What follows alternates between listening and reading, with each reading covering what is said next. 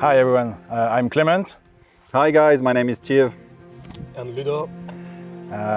So I'm the founder of the company Khimaira Strategy Tactics. We're from France. All of us served in French army as a French military. I personally served during a little bit more than a decade in a special units as an operator. Lived the military period a little bit more than 3 years ago to create this company. And we're here today to talk about training with flashlight. The main idea behind our approach is still performance optimization. When we talk about performance, it's sometimes can be perceived as something unusual in a tactical world or defense world or application, because it's something we are more familiar with in a sports sector specifically. But when we talk about performance, it's all about the outcome you're able to create regarding the certain amount of resources you have available for you. And it's the same for the professional application. Depending the range time you have, the ammunition, the skills level, that's yours. It's on you to use this specific resource to provide the best outcome as you can. So we try to always keep in mind principle over gear. So everything we teach or we provide during the course is never related to a specific platform, specific accessories, specific gears or stuff. We definitely trying to work as a toolbox perspective when we think about skill development for professional. In general, we try to keep in mind the operational performance optimization, so it can sound like something a little bit marketing, we know, but it's the game for the professional. When we hear performance, sometimes it's more related to the sports application because we think about the Olympic Games or just about the medal and the podium. But performance, it's what you create regarding what you have available, the outcome regarding the input. And when we think about professional training, both side military and law enforcement, you can't choose the range availability, the ammunition quantity, the skills you learned in your administration. So it's definitely on you to use this resource the best way as you can to create and get the best outcome as you can. In general, we try to always stick to principle over gear. So everything we provide, everything we teach is never related to a specific platform, specific light or laser configuration, plate carrier belt or whatever. We keep in mind the idea of the toolbox. So we try to create the smaller toolbox as possible, but the more efficient as possible.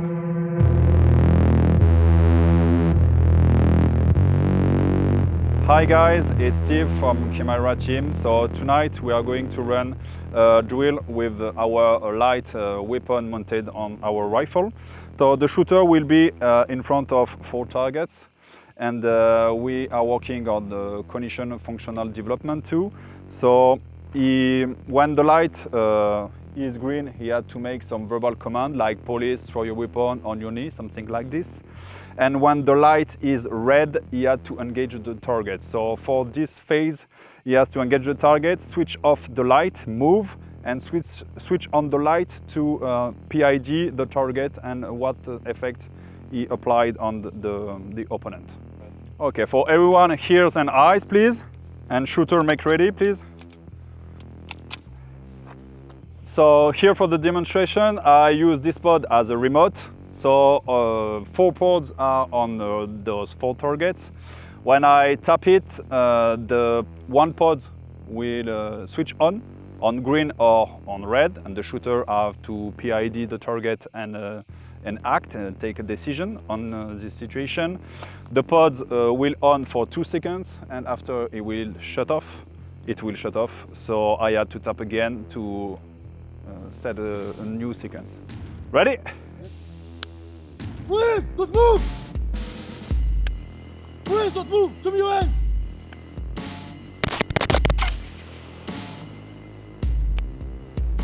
Please! Yeah. Ready? Wait, don't move! Wait, give me your hands!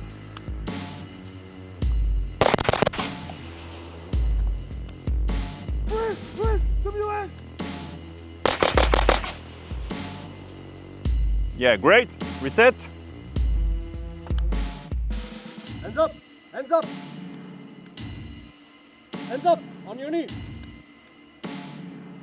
Show me your hands!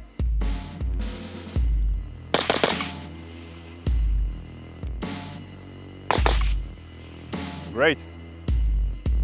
Reset. Police! Show me your hands! Police on the ground! Police! Show me your hands! Police! Don't move! Don't move! Show me your hands!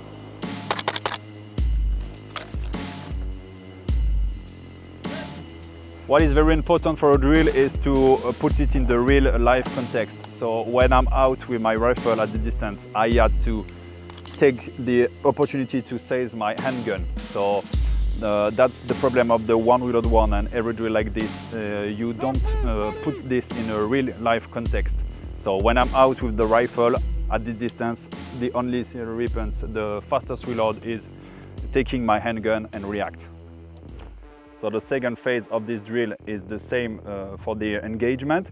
So green light, verbal command. Red light, I had to shoot while moving. So the red light is on. I move, shooting, boom, boom, boom, boom, boom. When I'm okay, I stop shooting.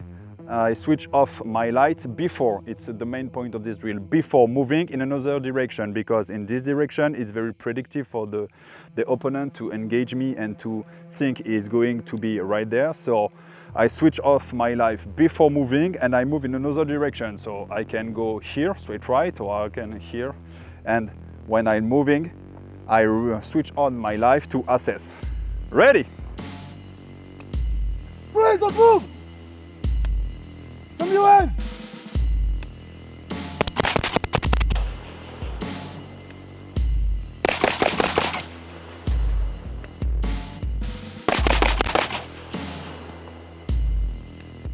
Please, show me your hands!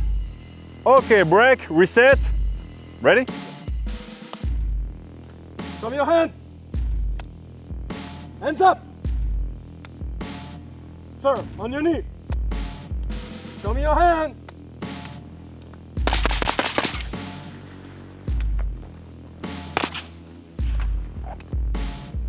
On your knee! So the main purpose of this kind of drill is for sure to use the light. And the second purpose is to be aware of the situation anytime. So you don't know when the light will switch off or switch on. And you have to be full aware of the situation and use your tool when it's needed. So it's the development, the cognition development of the shooter as is engaging a threat or is making some verbal command. For us, the flashlight is just the 101 skills you should masterize as a professional. It doesn't matter if you're just a police officer, if you are in a special intervention unit, if you are military, if you are in a special ASSO team or hostile rescue team, whatever. The flashlight, it's really the basic. You should be able to move, to use your guns, both short or long, depends who you are, where you are, and what you have to do. And the flashlight it just gives you the ability to operate on the full time spectrum. Doesn't matter if we are during the day, during the night, but also into facilities. It can be 2 p.m. But if we are inside a tunnel or inside a building, this can be completely dark. So if you want to operate, you have to be able to see, basically. So we divide the use of the flashlight in two main chapters: the mechanics on one side, the techniques, and the tactics on the other side, the application.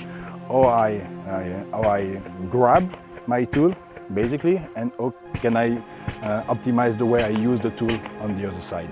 And we can definitely elevate the skills level on this both chapter. We often see a lot of training, a lot of initial or continuous training, staying just on the line, facing the target in some aseptic course of fire. You know your position, you know the target or the threat you have to shoot on, you already know the course of fire, so it will be 3 rounds, reload 3 rounds, move to the point B, then shoot 3 more rounds, and there is no situation interaction. It doesn't recreate any situation awareness, and it doesn't involve the decision-making process of the light user. And it makes absolutely no sense for the real application. So the moment you're trying to connect the training or the drill with the real world, it gives you immediately another perspective about what you're doing.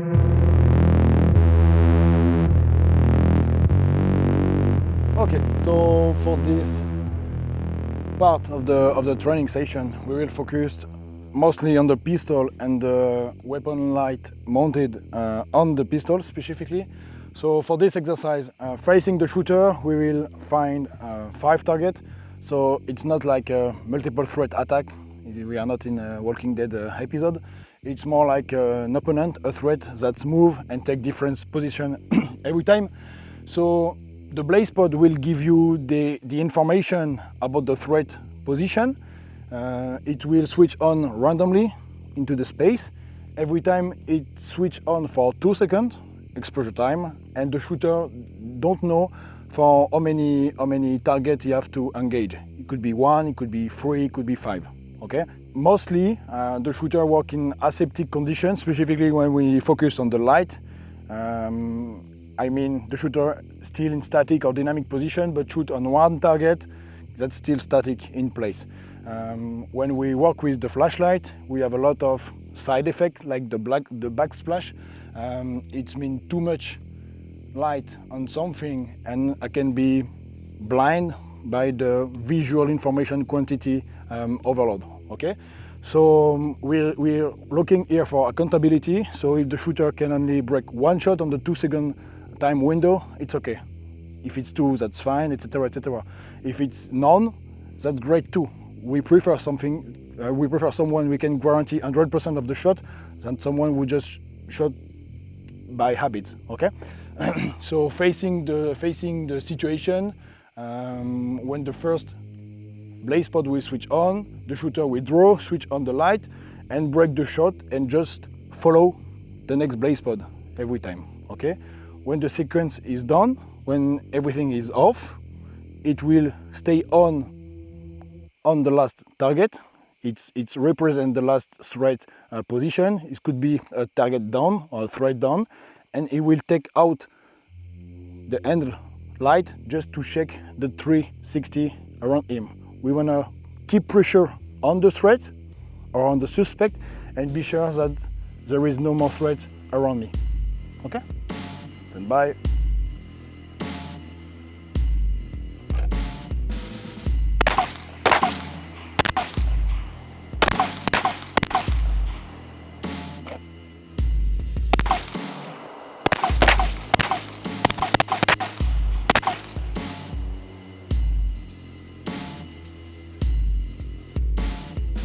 An easy way to scale this exercise is to create a reactive action from the shooter perspective. In this part of the exercise, the shooter was completely ready, so just facing the situation. His whole focus and attention was on the area, on the environment facing him. But we can just give him like a chem light, for example, or something with light for sure, because we are in dark condition, and he will play with this object. Okay, his main focus, the foveal vision specifically, will be locked on this thing, and he have to stay aware about what's happened behind. Exactly the same exercise, but we can scale up a little bit this way. So we'll just give him this small light. He will just play with the light. It's not an issue. See if the light fall on the ground, and if the blaze pod switch on, exactly the same exercise.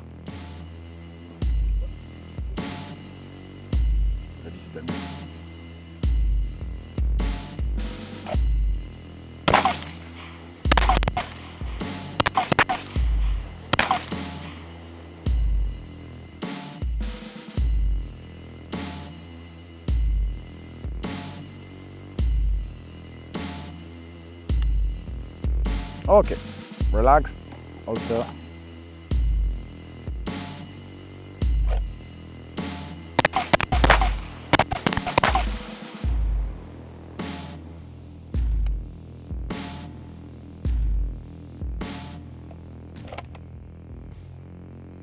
And we see here the difference between closed skills and open skills. We just add a reactive action, like an additional thing to do. It's quite super easy, but we directly see the way it decreases the quality of the draw and the quality of the switch management and Handheld management. Regarding the administrative training, doesn't matter police or military, it's pretty often binary approach. So day training, you proceed this way, night training, you proceed this way, light training, you proceed this way, and NVG's training, you proceed this way. But in fact, any real situation still never into a binary case. You know, is never 0 or 1, white or black. We think about it by working and using the tactical athlete concept regarding the training. So when we want to train and elevate the skills level of the gun user, police or military, doesn't matter, you have to think about it as a triptych, what we call the tactical athlete triangle. The technical competency, the physical ability, so the fitness in general, and the cognitive capacity on the other side. So fitness, it's super easy to understand. When we talk about the technical competency, the way you run the gun, the way you reload, the way you deploy the light, solve or fix a jam, transitions, could be the stance, etc., etc., the use of cover, vehicle, etc., etc. And we also focus a lot on the cognitive capacity. Two big things: the task load management capabilities and the vision. The vision is the way you grab the information, the way you analyze, rationalize, and react about this visual input, and this is where the biggest difference could be created on a professional context application. When we think about life-threatening situation, like police or military context, there is no place for just average skill set, and normally it should be the standard everywhere. When we talk about the binary environment, it's never day or night. It could be during the day because it's noon, and the moment you just pass through the door, you can just meet shadow, a fog, dust. You can have a lot of disturbance in a real context, and everything you will proceed here is always decision based. So also in the training, you have to initially optimize the way you use the tool. It's a closed skills development. But pretty often you should normalize the open skills training. It means always decision-based course of fire or shooting sequence every time.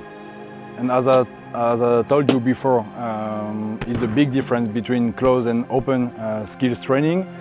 For the professional application, it's always open skills application. Everything you will achieve or everything you will do, still environment related. You will react about what you see, what's happened around you. So the idea here is to train you properly to deploy the proper tool when we think about the toolbox regarding the situation evolving almost every second around you. Okay. So on this exercise we will focus on the Handheld initially. Why? Because it's something super common, specifically for law enforcement officer. You could need a light to navigate, to identify, to communicate, to control someone. So it's something super common. we take a lot of data from centrifuge training, and one of them is the percentage of police officer using one hand only response on initial life-threatening situation. So I don't want to give a mistake, but I think it's over 54% of the initial round shot by a police officer was break strong hand only. Why we use a light? So for plenty of reasons. So first point, we recommend to always use the support hands to deploy and use the light, because you can use the strong one to check a door, to use the gun, to do whatever you want.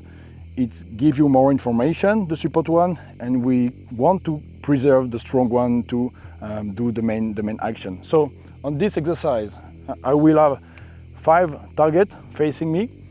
On each of them, I wrote a color, so pink, yellow, blue, green, and red. We have 5 blaze pods at this level, and we have a remote here. So for this exercise, the shooter will be here. Every time the trainer will hit the remote, one of the blaze pods will randomly switch on position and color. It will be one of the 5 colors I wrote on the target. So one more time, please. When I get a color like this, I have to search, localize, and identify the word I wrote on the target. And I want to stay focused on it. It's like a buddy. Hey, buddy, show me your hands. Show me your hands. So from this position, from this time, I don't have the positive identification. That allows me to deploy the gun and just point the gun or point my muzzle on someone. You know, it's just for the moment a non-threat situation. On the trainer command, if he say threat, from this position I will deploy the gun and start to shoot strong hand only. I will shoot until the light switch off. It forced me to stay aware about the situation around me. Okay? When the light is off, it's like the threat's done. I will switch off the light, the end light. I will release the light, and I will move and create a concrete and strong grip, both hands on the pistol, and switch on the pistol light just to assess the threat and the situation. From this point, I keep the pistol light on just to preserve the focus and the tension on the threat or on the sector, and I will use the end one to check the situation around me. So I will show you dry first. So dry. Okay, ready.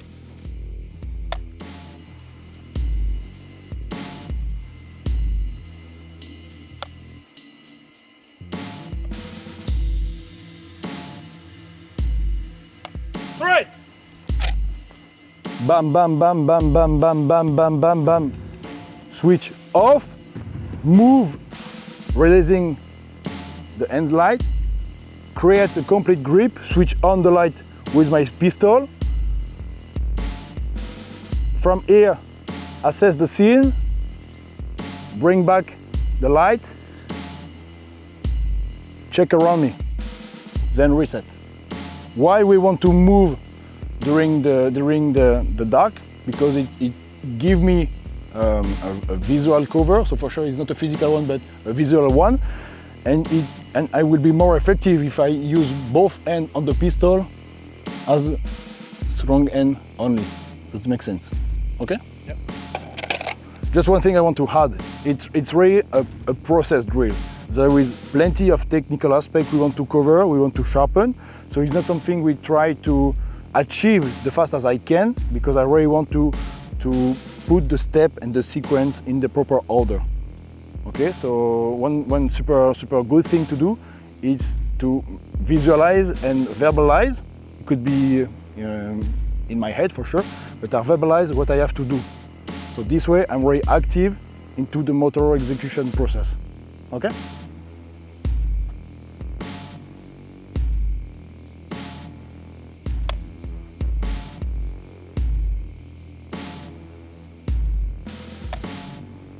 Threat.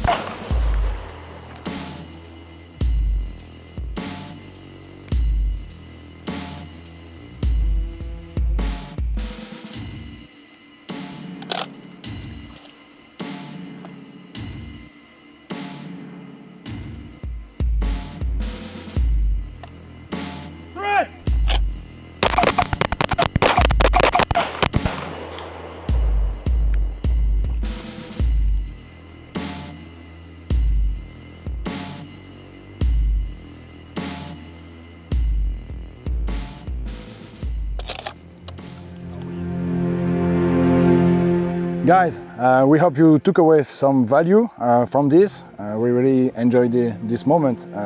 If we can just give you a last focus about what we covered today, just keep in mind the both side aspect and the techniques, the mechanics on one side and the application.